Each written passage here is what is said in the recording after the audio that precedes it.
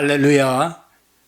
오늘 하나님의 말씀 3장 7절에서 11절의 말씀을 가지고 세상 속에서 유혹을 이기는 비결이다 하는 제목으로 말씀을 나누고자 합니다.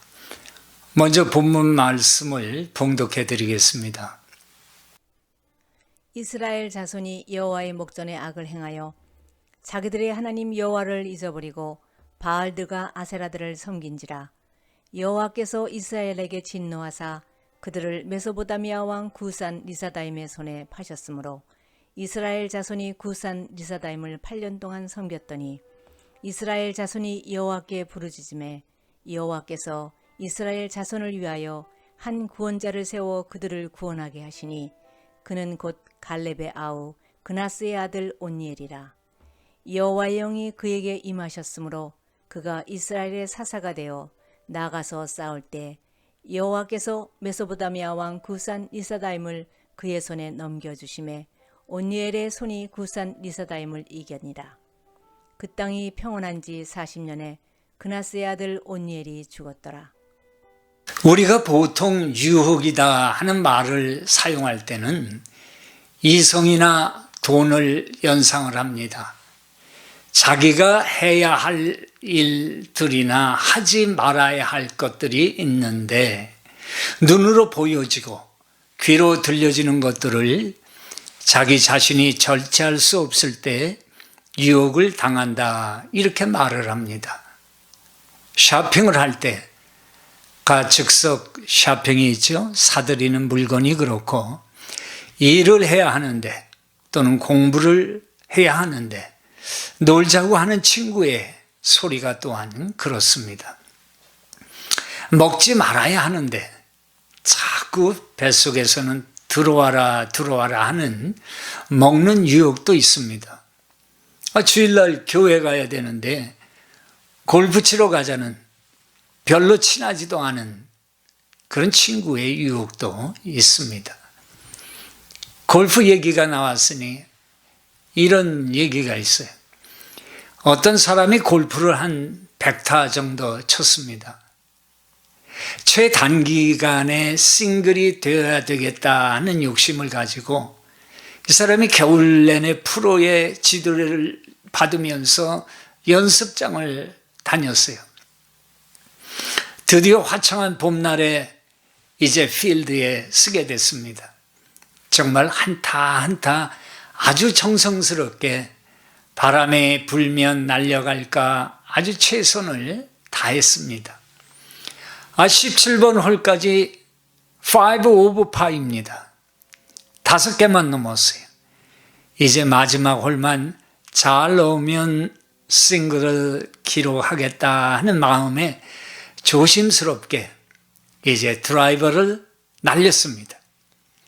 공이 페어웨이 한가운데 안착을 했어요. 자, 이제 세컨 샷을 날리고 그린에 올리면 됩니다. 온 그린 하기 위해서 방법을 연구했습니다. 잔디를 뜯었어요. 그리고 바람 방향을 알기 위해서 공중에 날렸어요.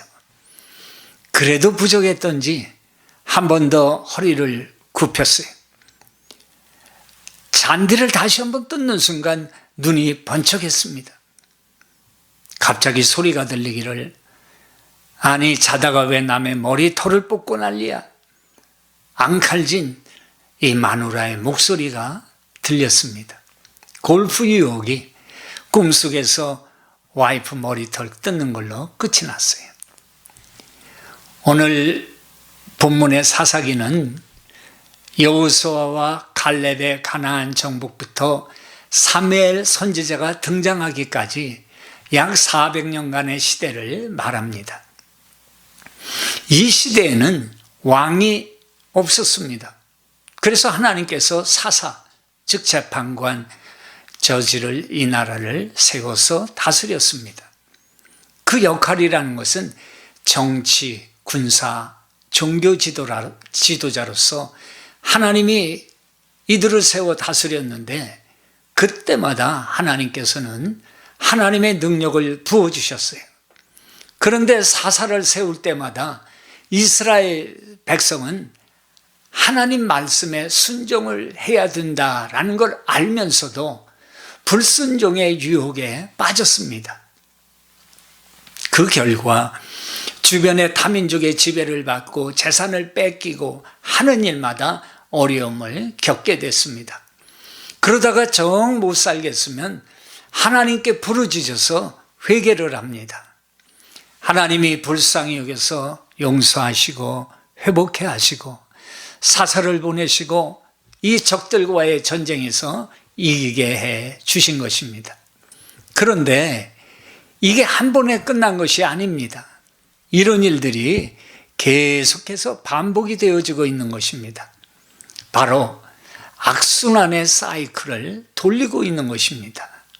하나님이 말씀하시면 불순종해요. 그러면 징계를 받아요. 그러면 회개해요. 하나님께 부르짖어요. 구원받고 또 죄짓고. 이러한 현상이 12명의 사사를 보낼 정도로 반복이 되어진 거예요. 불순종이라는 죄악의 고리가 무려 400년간을 이어져 내려온 겁니다. 우리가 여기서 이스라엘의 삶의 모습이 우리의 모습이다라는데 우리의 고민이 있습니다. 어느 날 주님이 멀어집니다. 문제가 발생합니다. 고난 속에 기도하고 응답받아 열심히 말씀대로 살기를 노력합니다. 오래 가질 못해요. 시험에 들거나 하나님이 마음속에서 희미해져 갑니다. 어려움이 또 들어옵니다. 회개합니다. 이런 악순환이 계속 되어져서는 안 된다는 것이지요. 그 고리를 끊어야 합니다. 오늘 말씀의 주제는 그럼에도 불구하고 그들을 어려움에서 구해주시는 하나님의 긍휼하심을 보여주시고 있는 그 하나님의 긍휼하심을 보여주고 있다는 것입니다. 여러분, 긍휼이란 무엇입니까? 긍휼히 여긴다. 이 긍휼이라는 것은 영어 단어 compassion이죠. 거기서 라틴어 쿰과 파티에서 파생된 말이라는 거죠. 이 두 단어를 합치면은 함께 고통을 받는다라는 그 의미가 됩니다. 그러니까 긍휼은 함께 고통을 받는다라는 거죠. 하나님께서는 우리가 죄를 지었음에도 불구하고 우리를 향한 하나님의 마음은 변함이 없으시다라는 것. 그것이 우리를 향한 하나님의 긍휼의 마음이다라고 말씀해 주십니다. 이사야서 54장 10절에 그 말씀이 있어요. 산들이 떠나며 언덕들은 옮겨질지라도 나의 자비는 내게서 떠나지 아니하며 나의 화평한 언약은 흔들리지 아니하리라. 이렇게 기록이 되어 있어요. 모든 것이 옮겨지고 변할지라도 하나님의 자비와 긍휼, 그리고 하나님께서 우리에게 약속하신 화평한 언약, 이것은 절대 흔들리지 않는다라고 말씀해요. 그래서 우리는 하나님을 신뢰하는 거예요. 사람은 변합니다. 약속도 변하고 사람은 누구나 변해요. 그래서 우리는 서로가 서로를 신뢰하지 못한다 말합니다. 그러나 하나님은 불변하시는 하나님이라고 말씀해 주는 겁니다. 세상의 유혹을 이기고 하나님의 긍휼을 받는 그 비결이 있습니다. 그것이 무엇이냐? 하나님을 바로 아는 건데, 첫째는 하나님은 우리에게 순종을 원하신다라는 것입니다. 먼저 우리가 이런 생각을 해봐요. 하나님께서 젖과 꿀이 흐르는 가나안 땅을 허락해 주셨는데 문제는 이 땅이 그저 비어있는 땅이 아니라는 것입니다. 아무도 없는 그 땅에 이제 들어가라 이렇게 해서 이스라엘 백성들을 출애굽시키고 이 가나안 땅으로 오라 하신 것이 아니라는 거예요. 3절에 보니까 블레셋 5지방인 아스글론, 아스돗, 에그론, 가드, 가사, 이 5지방을 다스리는 군주들이 있었다. 여호수아가 미처 다 정복하지 못한 가나안 후기에 원주민들이 있었고 시돈 사람, 히윗 사람, 아직도 많은 족속들이 그 가나안 땅에 살고 있었어요. 왜 이렇게 남겨져 있을까? 성경을 보니까 첫째는 그들을 시험하려고 남기셨다. 이스라엘 백성들을 시험하려고. 2장 22절에 말씀이 있죠. 나가 여호와의 도를 지켜 행하나 아니하나 그들로 시험하려 함이다. 이스라엘 백성이 아직도 여호와 하나님을 잘 섬기는지를 보시겠다는 거예요. 둘째는 전쟁을 모르는 세대에게 전쟁을 가르치시겠다. 그렇게 말씀해요. 3장 1, 2절의 말씀인데 이스라엘은 이제 광야를 모르고 가나안 정복을 모르는 이 세대로 들어섰습니다. 2장 10절에 보니까 그 후에 일어난 다른 세대는 여호와를 알지 못했다. 이렇게 기록해요. 고생을 모르는 세대, 하나님 여호와도 모르는 불신앙의 세대. 그래서 그냥 전쟁을 할 줄 모르니까 전쟁의 기술을 가르쳐 주겠다. 이런 것이 아니라는 거죠. 이스라엘의 승리의 역사가 무엇입니까? 전쟁의 그 승리는 이 군사의 적고 많음의 숫자가 아니라 하나님께서 항상 함께 하심으로 이길 수가 있었고 가나안도 정복할 수 있었다는 것을 잘 알고 있습니다. 그 전 세대에서는. 그런데 그 다음 세대에서는 이 전쟁이라는 것을 모르는 거예요. 그래서 하나님은 이걸 가르쳐 주시겠다는 거예요. 하나님께서 승리케 하시고 하나님께서 정복하시겠다라는 거예요. 세 번째 가장 중요한 말씀이에요. 3장 4절에 남겨두신 이 열국으로 이스라엘을 시험하사 여호와께서 모세로 그의 열조에게 명하신 명령들을 청종하나 알고자 하셨더라. 즉 이스라엘이 그들 속에 살면서 여전히 하나님 말씀대로 사는지를 하나님께서 보고자 하셨다라는 거예요. 우리 주위를 돌아보면 우리도 참 우리 주위의 이웃이라고 잘 어울리지 않는 그런 사람들이 우리의 주변에 있습니다. 어쩌면 그 어울리지 못하는 사람이 우리일 수도 있어요. 아무튼 어울리지 못할 사람들이 있어요. 보통 사람을 넘어서는 악한 사람들이 참 많습니다. 거기다 그런 사람들은 뻔뻔하기까지 합니다. 얼굴도 두껍습니다. 하나님은 저런 사람들을 왜 보고만 있을까 할 정도로 아주 못된 사람도 있고 저런 것 없이 자기만 하는 아주 이기적인 사람들도 있어요. 무조건 달라요. 모든 지구가 자기 중심으로 돌아가는 그런 사람들 많아요.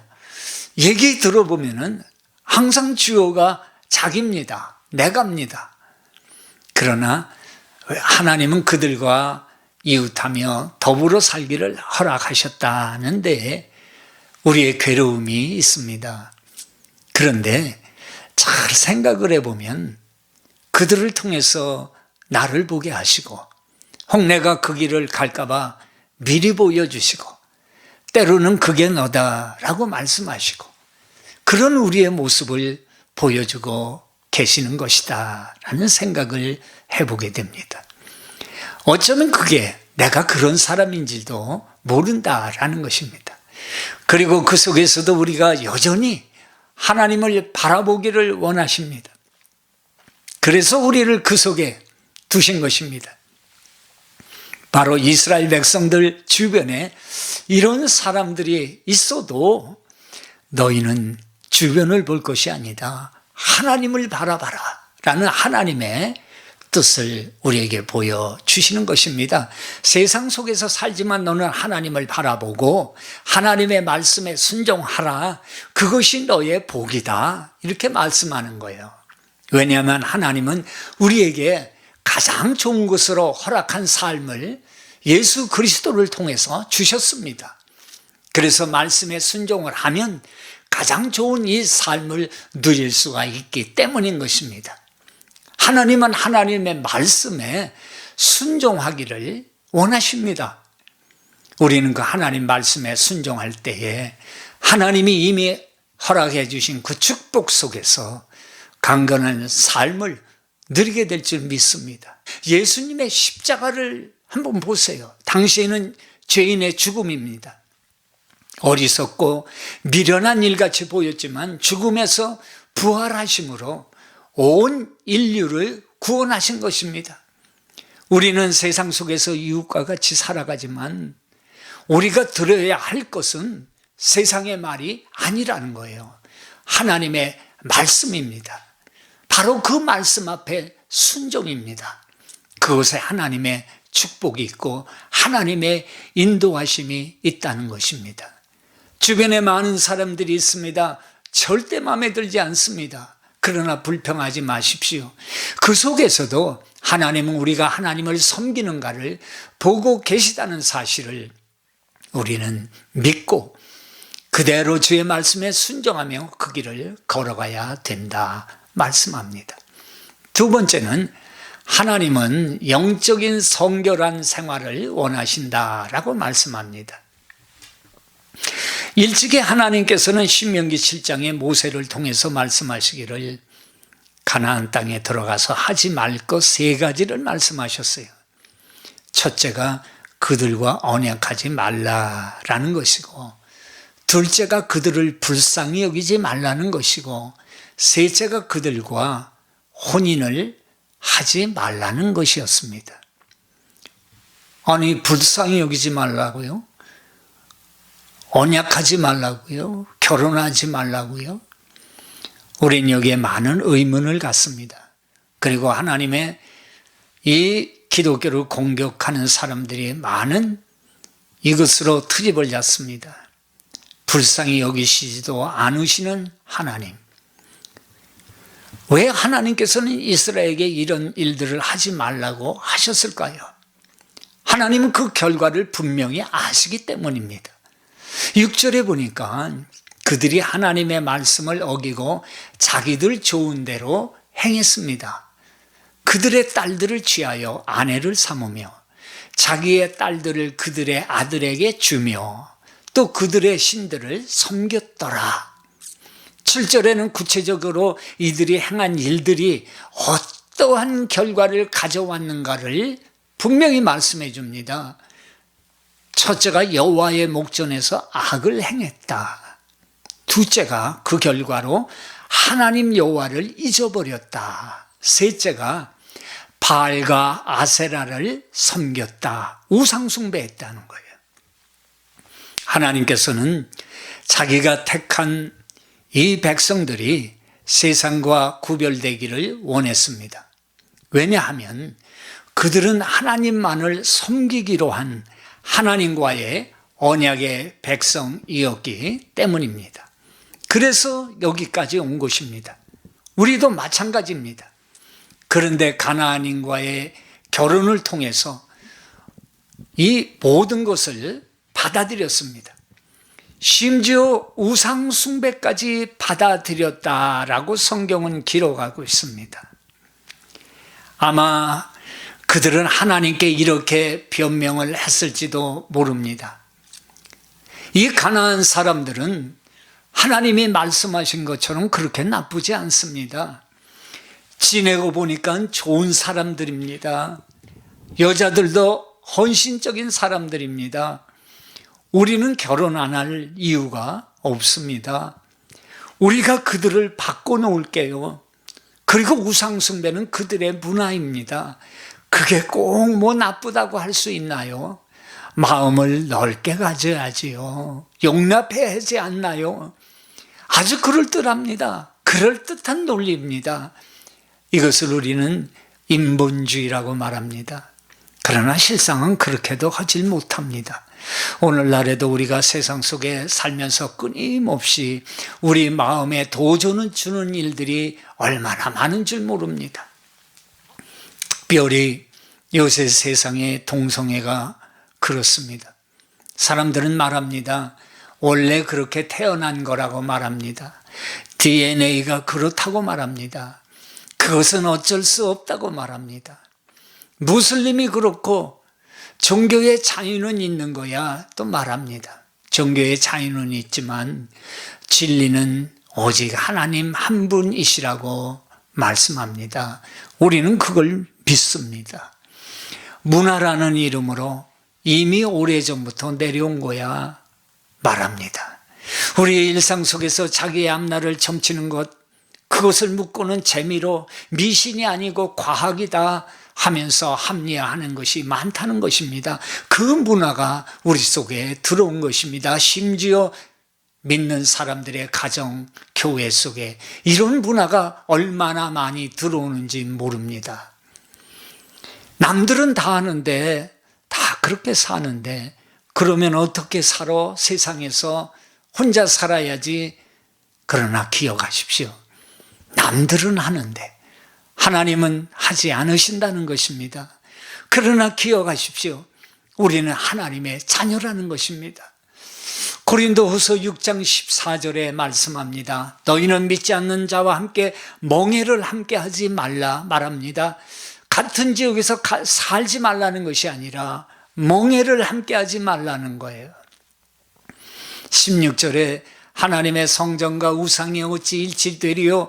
우리는 하나님의 살아계신 성전이라. 17절에 너희는 그들 중에 나와서 따로 있고, 18절에 너희에게 아버지가 되고 너희는 내게 자녀가 되리라. 전능하신 주의 말씀이니라 말씀합니다. 우리는 하나님의 자녀입니다. 하나님은 우리를 택해 주셨어요. 그리고 우리를 핏값으로 사주셨어요. 우리가 들어야 할 말씀은 하나님의 말씀이에요. 우리가 따라야 할 것은 하나님의 발자취예요. 예수 그리스도의 십자가의 삶입니다. 우리는 세상에 들려오는 수많은 인본주의를 인정이라는 것을 포장해서 우리에게 강요하지만 그들도 절대 그렇게 살지도 못합니다.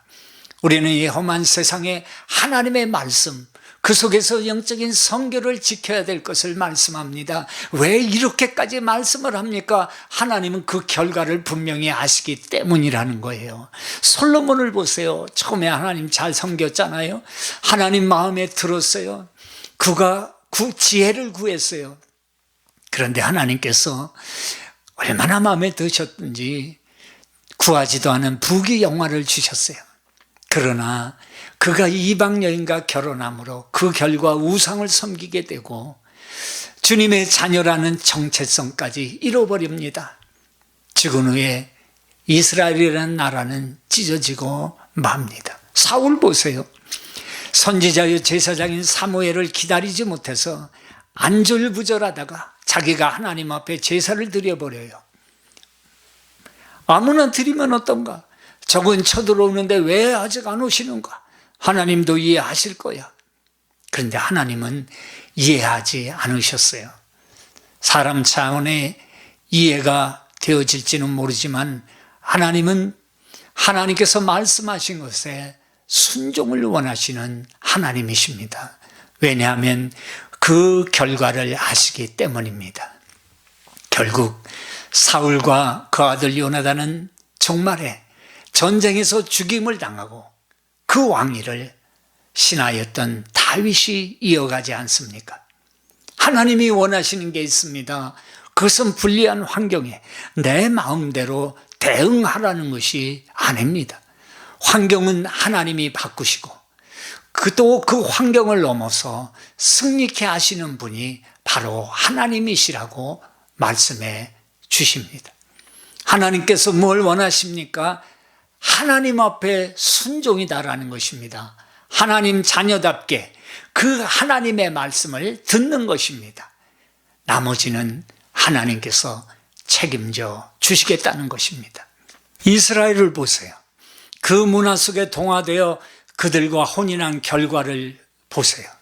7절 보세요. 하나님 앞에 악을 향하여 하나님을 잊어버렸다, 이렇게 말씀을 합니다. 여기서 잊어버린다는 것은 영어로 ignore 아니에요? 무시해버린다는 겁니다. 알긴 아는데, 그렇게 해야 되는 건 아는데 일부러 모른 척 해버린다는 겁니다.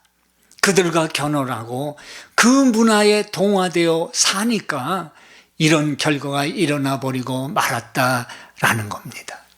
또 한 뜻을 볼까요? to cease to care입니다. 신경을 안 쓴다는 겁니다. 하나님이 그렇게 말씀하시든 말든 신경을 안 쓰겠다는 거예요. I don't care. 그게 하나님을 잊었다는 그런 의미입니다. 건망증, 망각이 아니라 의도적이라는 거예요. 세상 문화 속에 젖어 남의 것이 더 좋아 보였다는 거예요. 세상 문화 속에 들어가 살면 그렇게 된다는 거예요. 하나님 말씀에 그 말씀이 내 마음에 찌꺼기가 되어 남아있다는 거예요. 그나마도. 그러나 의도적으로 그 말씀을 ignore, 무시해버리는 거예요. To cease to care, 신경을 안 써버리겠다는 거예요. 상관 안 하겠다는 거예요. 그게 잊었다는 거예요. 세상 속에 젖어 사니까 그렇다는 거예요. 하나님 섬기는 것이 어쩌면 초라해버리기까지 했다는 거예요. 속이 좁아 보이는 것 같이 보였다는 거예요. 그리고 세상으로 가버린 이들이 얼마나 많습니까? 우상숭배는 어때요? 그들은 바알과 아세라를 섬겼습니다. 그들이 말하는 바알은 농사의 신이라고 말합니다. 비를 내려주고 곡식을 여물게 하는 신이라는 거지요. 거기다 비는 거예요. 아세라는 풍요의 신이라고 그들이 말합니다. 그래서 그 뒤에 난잡한 선교를 해서 풍요롭게 하라는 겁니다. 한마디로 하나님 앞에는 모두가 죄악된 행동이라는 것입니다. 모든 걸 하시고 만드신 하나님은 그래서 그들의 혼인을 금하셨다는 것입니다. 못하게 만들지. 하나님은 우리를 만드셨지만 우리의 의지를 존중하십니다. 우리를 하나님의 자녀로 하나님과 동등하게 대우를 해주고 계신다는 것을 분명히 기억해야 되는 것입니다. 그 결과 하나님의 징계를 받아서 2배나 사악한 구산이라는 이름을 뜨신 구산 리사다임 메소포타미아 왕을 자그만치 8년 동안 섬기게 됩니다. 이스라엘 백성들이 스스로 이교도를 선택한 것입니다. 그 결과 이교도에 하나님을 떠난 다른 이교도의 지배를 받게 된 것입니다. 하나님의 말씀이 버거웠습니다. 하나님의 말씀을 일부러 잊었습니다. 그리고 자유롭게 살 것 같았습니다. 그러나 결국은 사탄의 노예가 되어버린 것입니다. 스펄전 목사님은 이런 말을 하십니다. 하나님은 하나님의 사람이 성공적으로 죄를 짓기를 허락하지 아니하신다, 이런 말씀을 해요. 맞습니다. 징계는 버림받는 것이 아닙니다. 듣지 않는 백성을 향한 하나님의 간절한 돌아오기를 바라시는 하나님의 절규인 것입니다. 누군가 이런 말을 합니다. 죄는 당신이 데려가고 싶은 곳보다 더 멀리 데려갑니다. 당신이 머물고 싶은 곳보다 더 오래 머물게 할 것입니다. 당신이 지불하고 싶은 것보다 더 많이 지불하게 할 것입니다. 죄는 결코 우리를 자유케 해주지 않고 멸망의 길로 이끌어가는 것이라 말씀합니다. 우리를 자유케 하시는 분은 바로 하나님이신 줄 믿습니다.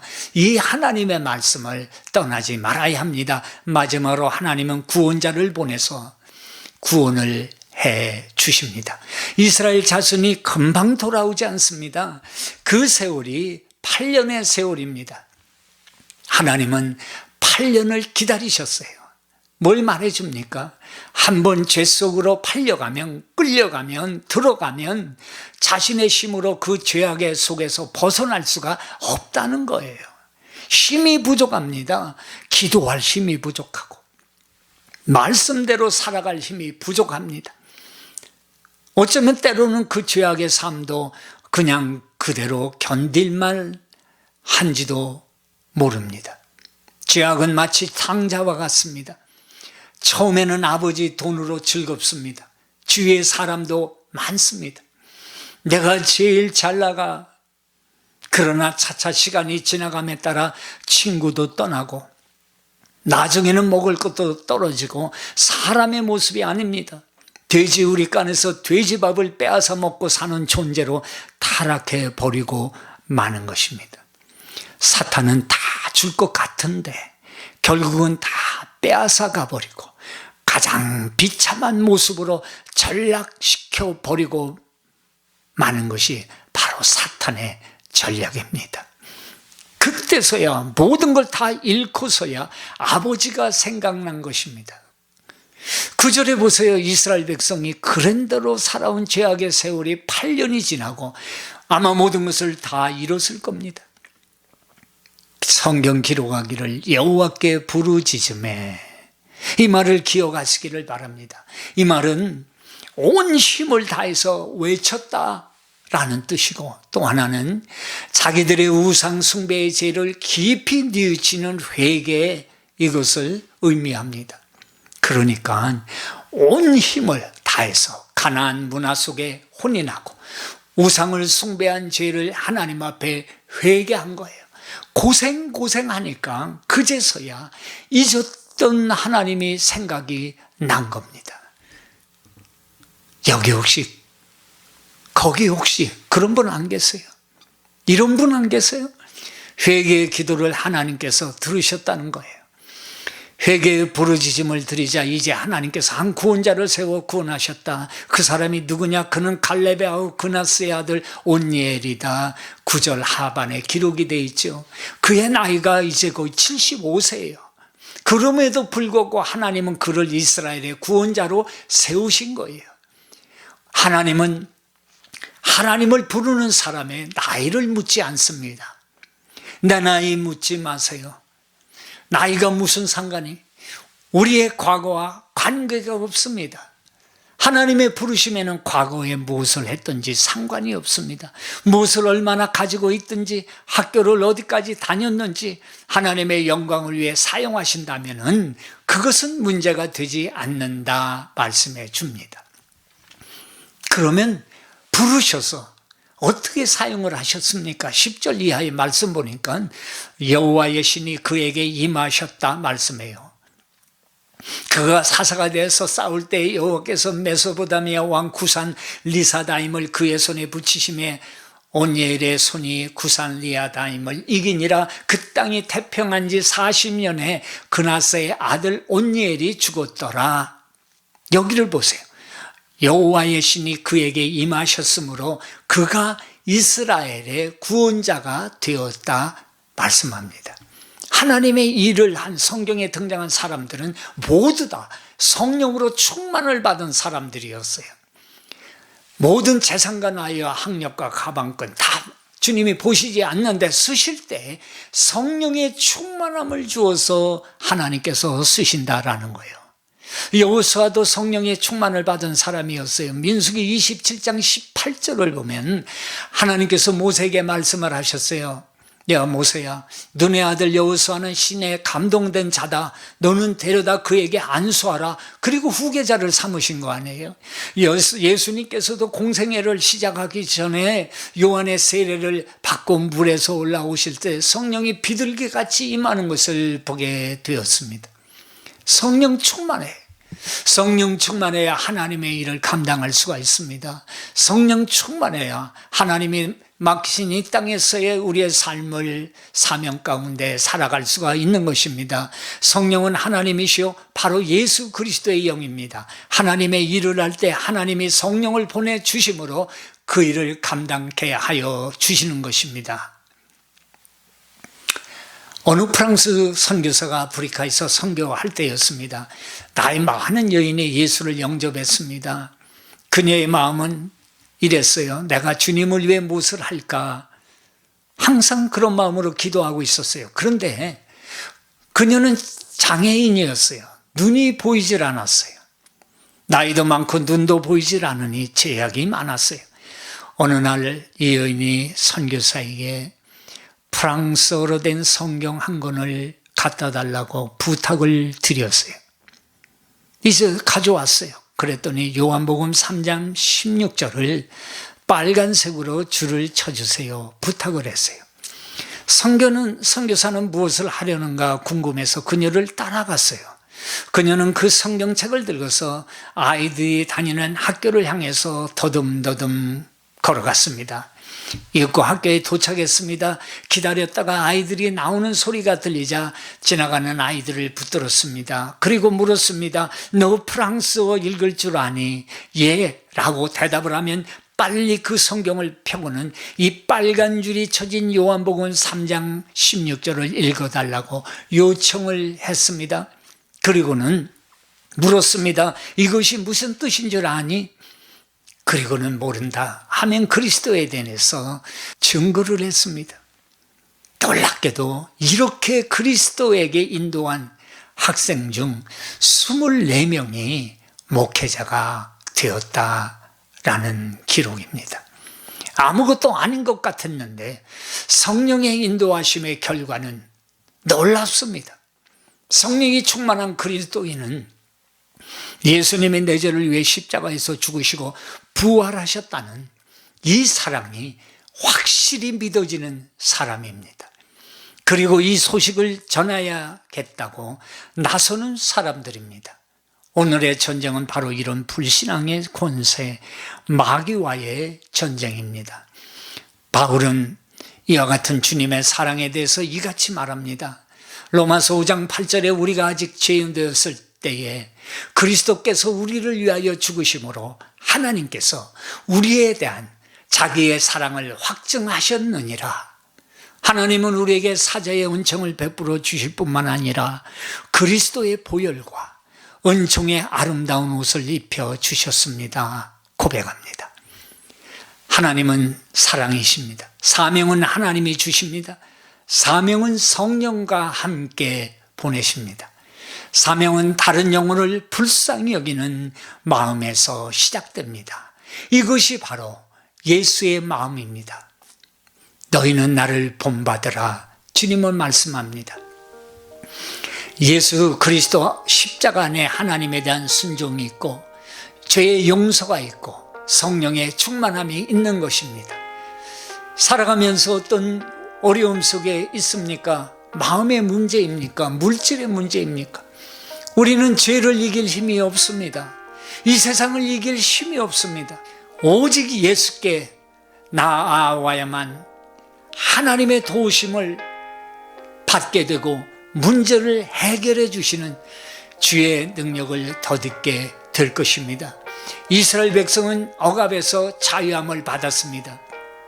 40년간 자유하게 되었습니다. 그러나 하나님이 주시는 평안은 영원한 것입니다. 우리 주님 예수 안에서 영원한 평안을 누리시기를 축원합니다. 아멘. 기도하겠습니다.